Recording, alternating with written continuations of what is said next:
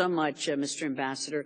Last month, I led a congressional delegation trip to Afghanistan and was joined by my friend and colleague from this committee, Dr. Yoho.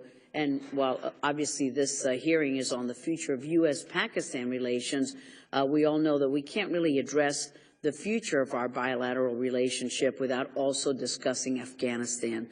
When our delegation met with President Ghani, he told us that he has reached out his hand to Pakistan only to be rebuffed. We all know that in order for for Afghanistan to be stable and secure, Pakistan will have to play a key role there. Some argue that Pakistan's ultimate goal is to use Afghanistan as a sort of strategic depth against India, and that Pakistan prefers an insecure Afghanistan and is using its proxies and ties to insurgent groups to exert control in Afghanistan. I wanted perspective on that. In fact, in its report to Congress and the progress towards security and stability in Afghanistan, the DoD openly stated that Pakistan uses these proxy forces to hedge against the loss of influence in Afghanistan and to counter India's superior military. Do you know if it's true that Ghani is being rebuffed by Pakistan? And what is Pakistan's strategic objective with regard to Afghanistan? And then I wanted to ask about the terrorist safe havens inside of Pakistan's borders. Thank you, Mr. Ambassador. Thank you, Madam Chair. With regard to President Ghani, as I mentioned in my opening statement, he did travel to the Heart of Asia conference last week.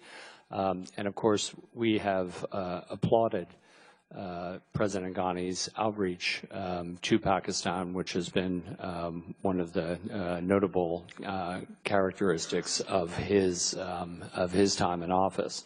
And we believe that Pakistan has been wanting to reciprocate this outreach.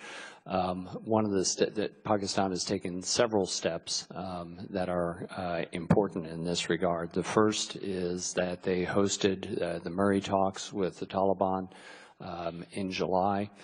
Between the government of Afghanistan and the Taliban, the first time that the Taliban had sat down with the government of Afghanistan. And at the Heart of Asia conference last week, they reaffirmed, President Nawaz Sharif reaffirmed his support for the sovereignty of Afghanistan, the territorial integrity of Afghanistan, the legitimacy of its government, its constitution, all of which were, I think, important points for President Ghani.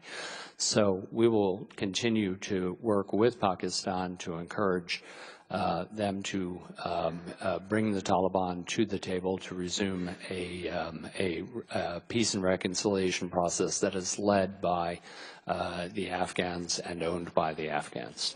Thank you. Although the countries have had a rocky relationship, you believe that with the new government and there will be brighter days ahead, and the level of cooperation will be higher, and that there will be more trust and partnerships evolving from this. Yes, ma'am. We think there are, of course, many challenges in the Afghanistan and Pakistan relationship, but we think that the interests of a stable and peaceful Afghanistan are best served by having a positive relationship with Pakistan, which I think is the strategic vision of both President Ghani and Prime Minister Nawaz Sharif. Well, thank you. We hope so. What is Pakistan doing to help eliminate the terrorist safe havens inside of its borders? We hear so much about that. And I believe that the U.S. isn't effectively using our leverage in Afghanistan to convince the Pakistanis to do more with us and our Afghan partners on the counterterrorism front, to work with them rather than against the Afghan government and against its security forces. We have a pending military package before us on this committee, and I believe we need to use that as leverage. Have we made progress in getting buy-in from Pakistan on our counterterrorism efforts in Afghanistan, in eliminating terrorist safe havens inside Pakistan? And why should Congress approve arms in Pakistan when our own Defense Department is telling us that Pakistan is openly working against our objectives when it comes to Afghanistan, safe havens, and counterterrorism? Thank you, Madam Chair.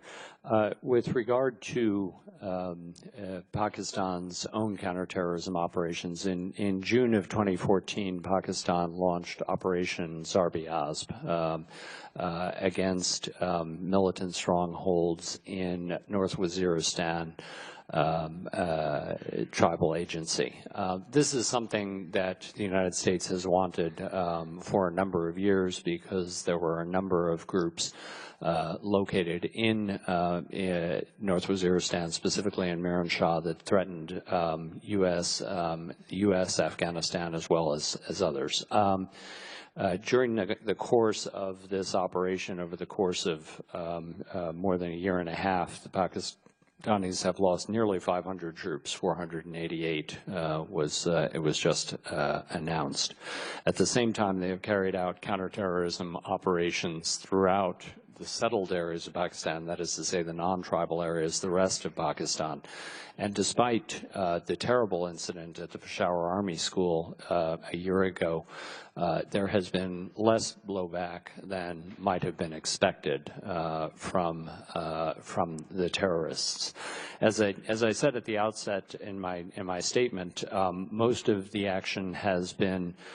We think there is more that can be done in terms of targeting groups that don't just target the Pakistan internally, but are threats to their neighbors. And we continue to have an active dialogue with them. I had a very active dialogue during my 3 years in Pakistan on the question of the Haqqani and also the question of Lashkar-e-Taiba, although Pakistan has taken steps to ban Lashkar-e-Taiba. Thank you. And I will leave the other questions to another